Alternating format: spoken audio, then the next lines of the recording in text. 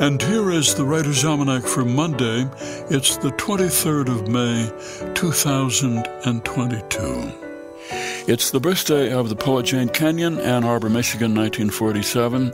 Father was a jazz musician, taught piano. Her mother, a nightclub singer who taught sewing.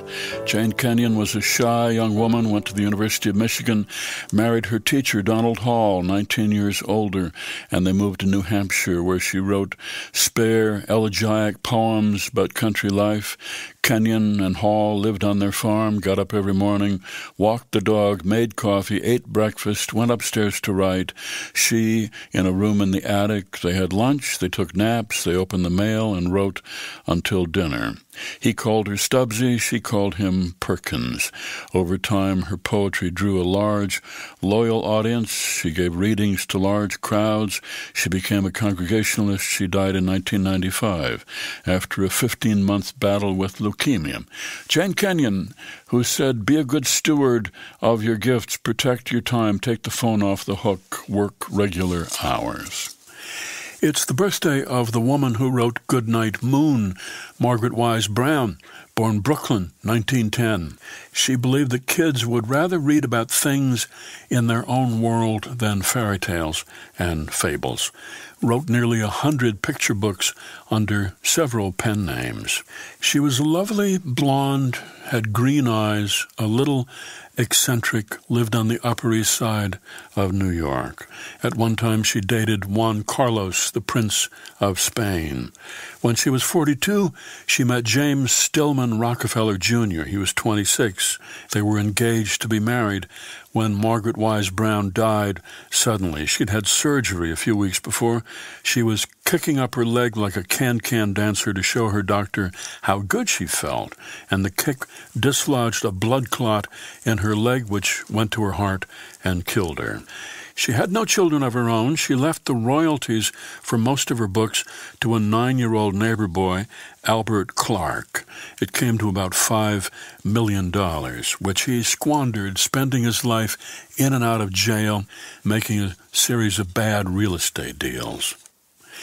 And it's the birthday of the man who, when studying meteorology, gave birth to what became chaos theory. Edward Norton Lorenz, West Hartford, Connecticut, 1917. He coined the term the butterfly effect, trying to explain how small actions in a dynamic system like the atmosphere could trigger vast and unexpected changes. And it's the birthday of the novelist Ursula Hegge, born Dusseldorf, Germany, 1946. Emigrated to this country. She was embarrassed to tell people that she was German.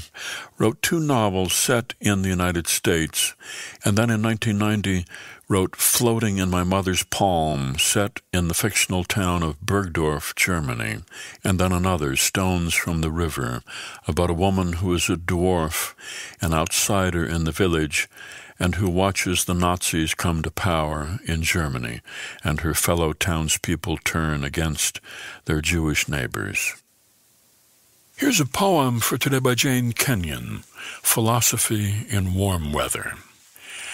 Now all the doors and windows are open, and we move so easily through the rooms.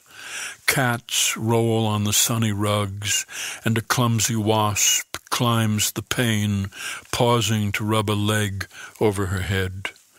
All around, physical life reconvenes.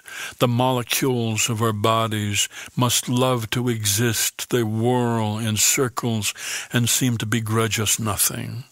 Heat, Horatio, heat makes them put this antic disposition on.